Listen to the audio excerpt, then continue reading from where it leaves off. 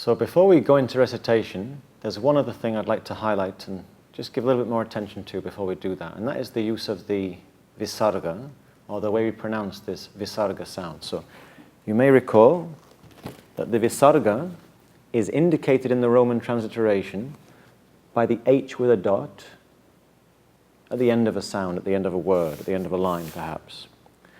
Now the Visarga, you may remember we said for anusvara and aha, but we mentioned that they do behave a little bit differently in different situations.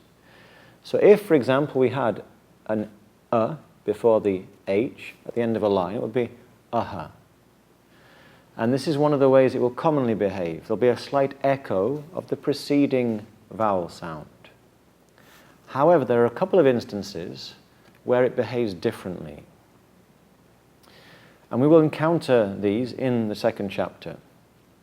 Now, the first thing is basically, once upon a time, before certain grammatical transactions were carried out upon the various sounds of the Sanskrit words, this Visarga was pretty much like a sibilant sound.